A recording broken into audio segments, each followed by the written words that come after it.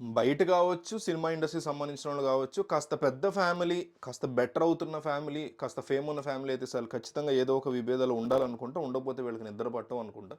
Already mega ఫ్యామిలీలో Allu Arjun versus ఈ mega అనేది చూస్తున్నాం మనం. రామ్ చరణ్ వర్సెస్ అల్లు అర్జున్ లాంటి ఇష్యూ.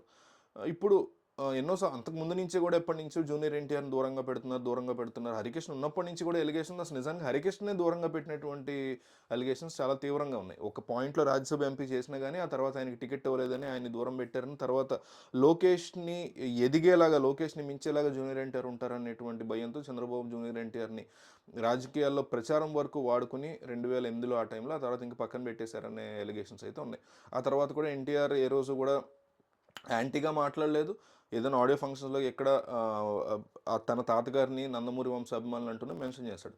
అయితే బాలకృష్ణకు ఉన్నటువంటి ప్రాబ్లం ఏంటో ఎవరికి అర్థం కాదు. దాని గురించి ఎవరు ఆన్సర్ చేసే పరిస్థితి కూడా లేదు. ఎందుకంటే ఇప్పుడు అన్స్టాపబుల్ షో జరుగుతుంది. మిగతా విషయాలు ఏంటంటే పక్కన పెడితే, అన్స్టాపబుల్ షోలో ఎవరు వచ్చినా ఆ షోకి సంబంధించి అసలు జూనియర్ ఎన్టీఆర్ సినిమా ప్రస్తావన రానివ్వరు. జూనియర్ ఎన్టీఆర్ అసలు ఆ సినిమా ప్రమోషన్స్ ఇందులో జరగవు. అది వేరే విషయం. జూనియర్ ఎన్టీఆర్ సినిమాలు అది దేవర కావచ్చు, అలవైకుంఠ అదే అరవింద్ సమేత కావచ్చు, ఏ సినిమా కూడా జూనియర్ ఎన్టీఆర్ సినిమాలో అసలు ఇక్కడ ప్రమోషన్ అనేది జరగదు. అది తీసేస్తే మామూలుగా ఎక్కడన్నా మీకు ఇప్పుడు త్రివిక్రమ్ వచ్చాడు అనుకోండి. త్రివిక్రము అరవింద్ సమేత వీరరాఘవ తీశాడు జూనియర్ ఎన్టీఆర్తో. ఆ టాపిక్ రానివ్వరు, అసలు ఆ టాపికే రానివ్వరు అనమాట షోలో. నాగవంశీ వచ్చాడు మొన్న డాకు మహారాజ్ సంబంధించినటువంటి షూట్. డాకు మహారాజ్ షూట్ జరిగినప్పుడు నాగవంశీ చాలా క్లియర్గా ఏం చెప్పాడు, మా బ్యానర్ సితార్ ఎంటర్టైన్మెంట్స్, హారికాస్ని బ్యానర్, ఇది రెండు కూడా నాగవంశీవే.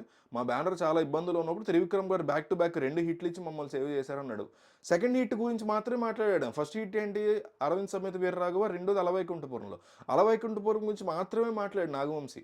అసలు ఫస్ట్ సినిమా గురించి టాపిక్ ఎత్తాలి అంటే జూనియర్ ఎన్టీఆర్ యొక్క సినిమా పేరు ఎత్తితే కూడా తట్టుకోలేనంత ఇన్సెక్యూరిటీతో నందమూరి బాలకృష్ణ ఉన్నారా అని జూనియర్ ఎన్టీఆర్ క్వశ్చన్స్ ఇవన్నీ చూసిన తర్వాత జూనియర్ ఎన్టీఆర్ ఫ్యాన్స్ క్వశ్చన్ చేస్తున్నారు ఇదంతా.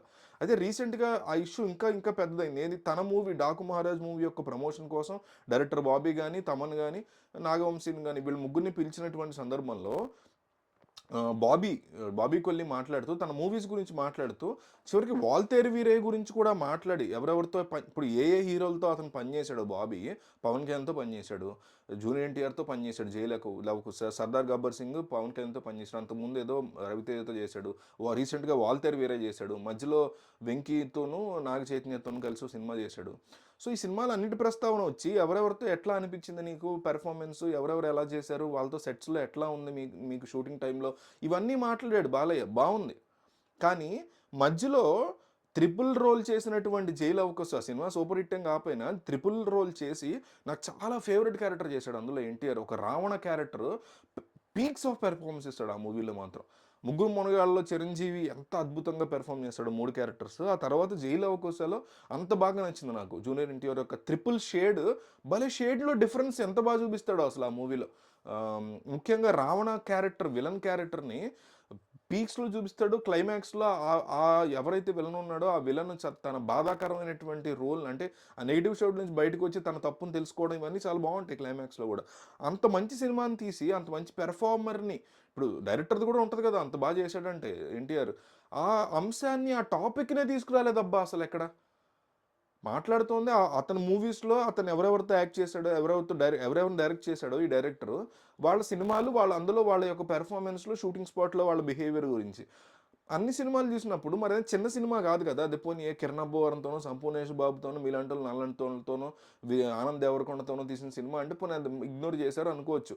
ఎన్టీఆర్ లాంటి ఒక super star, India wide pan India హీరోగా ఎదిగినటువంటి వ్యక్తి గురించి తీసిన సినిమా గురించి కనీసం ప్రస్తావన, ఒక ఫోటో, ఒక మెన్షన్, ఆ సినిమా పేరు కనీసం, సరే ఎన్టీఆర్ వదిలేండి, సినిమా పేరు కూడా ఎత్తడానికి ఈ రకంగా ఇన్సెక్యూరిటీ ఫీల్ అవుతున్నారా బాలయ్య అంటూ ఎన్టీఆర్ ఫ్యాన్స్ నానా రచ్చ చేస్తున్నారు. ఈ గ్యాప్లో కొన్ని వెబ్సైట్లు వచ్చి నేరుగా ఏం ఎగ్జాంపుల్ చూపిస్తున్నాయంటే, అల్లు అర్జున్ అంట మెగా షాడోలో ఎదిగి తనకంటూ ఒక జెండా పెట్టుకున్నాడంట.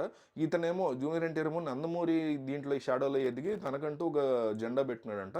సో ఇక మీదట వీళ్ళు కలవకపోయినా, అంటే ఎన్టీఆర్ బాలకృష్ణ కలవకపోయినా, ఒకరి గురించి ఒకళ్ళు మాడుకోకపోయినా, అల్లు అర్జున్ చిరంజీవి ఒకరి గురించి మాడుకోకపోయినా, ఒకరి గురించి ఒకరు కలవకపోయినా పెద్ద మ్యాటరింగ్ కాదు, వాళ్ళ జెండాలు వాళ్ళు పెట్టుకున్నారు. సో దీన్ని పట్టించుకోకండి అని చిరంజీవి అల్లు అర్జున్ ఇష్యూని బాలయ్య ఎన్టీఆర్ ఇష్యూతో కంపేర్ చేసేసి, ఏంటి ఎలాంటి ఇష్యూని కంపేర్ చేస్తున్నారు చూడండి వెబ్సైట్లు, టీడీపీ అనుకూల వెబ్సైట్లు ఇవి ఎలా కంపేర్ చేస్తున్నారంటే, అల్లు అర్జున్, చిరంజీవి రీసెంట్‌గానే అల్లు అర్జున్‌కి ఇట్లా ఇష్యూ అయినప్పుడు వెంటనే ఎళ్లి చిరంజీవి అరవింద్‌తో మాట్లాడి, ఆ నిరంజన్ రెడ్డితో మాట్లాడి, ఓ రకంగా హెల్ప్ చేసి, అందులోంచి బయటపడేలాగా ప్రయత్నాలు చేసి లీగల్‌గా ఎన్ని అవకాశాలున్నాయో చూసుకొని దగ్గర ఉన్నటువంటి చిరంజీవి ఇష్యూని అదే తర్వాత రోజు భోజనానికి కూడా ఎళ్ళాడు బయటకొచ్చిన తర్వాత అదే ఇంటికి అల్లు అర్జున్. ఈ ఇష్యూని కనీసం జూనియర్ ఎన్టీఆర్ యొక్క పేరు సినిమా పేరు, జూనియర్ ఎన్టీఆర్ పేరు కూడా కాదు.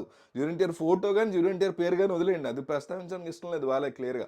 కనీసం జూనియర్ ఎన్టీఆర్ సినిమా పేర్లు ఏది 'అరవింద్ సమేత వీర రాఘవ' గాని, 'జైల్ అవకుశ' గాని ఈ 2 పేర్లు కూడా పలకడానికి అవతలోళ్ళు పలుకుతుంటే తన షోలో కూడా యాక్సెప్ట్ చేయడానికి అంగీకరించలేనటువంటి బాలకృష్ణతో కంపేర్ చేస్తున్నారు చూడండి. అంటే చిరంజీవిని ఏదైనా పెద్ద ఇష్యూతో 'నందమూరి కాంపౌండ్‌లో' ఒక ఇష్యూ జరిగితే దాన్ని చిరంజీవికి సంబంధించినటువంటి ఇష్యూతో ఇది ఒకటే అబ్బాయి ఈ ఫ్యామిలీలో కూడా ఉందిగా, చిరంజీవి ఫ్యామిలీలో కూడా జరిగిందిగా, అట్లాగే ఇక్కడ కూడా జరిగింది, పెద్ద పట్టించుకోకర్లా అని జనరలైజ్ చేసేయాలనేటువంటి ఒక దరిద్రగొట్టు మెంటాలిటీలో ఉంటాయి ఈ వెబ్సైట్లు, టీడీపీ అనుకూల వెబ్సైట్లు.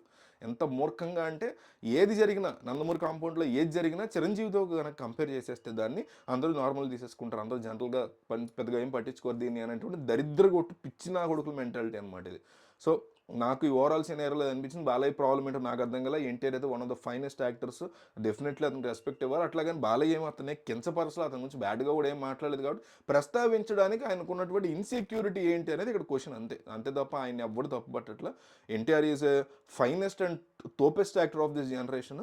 బాలకృష్ణ కూడా maybe at his time, but ఎవరిని ఇక్కడ నెగిటివ్ పాజిటివ్ అని కాదు. కానీ ఏంటి ఆయన సమస్య ఏంటి, ఆయన ప్రాబ్లం ఏంటి, గతంలో ఏమైనా అవమానాలు జరిగినాయా, సరే ఇవి ఎవరు బయట పెట్టలేదు. ఇంకొంతమంది అంటే ఈ షో మధ్యలో, ఈ షో ఏదైతే బ్రేక్ తీసుకుంటారు షోకి చాలా రోజంతా జరుగుతూ ఉంటుంది షూటింగ్, ఆ షూటింగ్ గ్యాప్లో ఏంటి మా వాడు సినిమా చేసావు కదా నువ్వు, అదేంటి ఏమైందంటే దాన్ని బీవీఎస్ రవి పాపం ఎడిటింగ్లోకి వచ్చేసాడంట.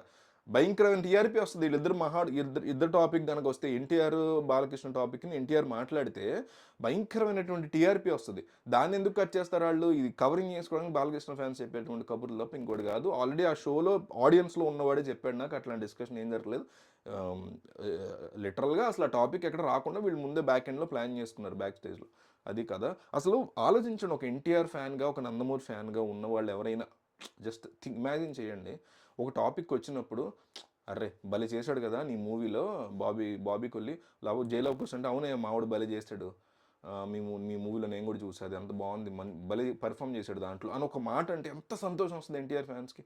దాన్ని ఎందుకు అది లేకపోగా కనీసం ఆ పేరు కూడా ఎత్తకుండా ఆ రకమైన ఇన్సెక్యూరిటీ క్లియర్గా చూపిస్తుంటే వాళ్ళకి డెఫినెట్లీ బాధ ఉంటుంది కదా.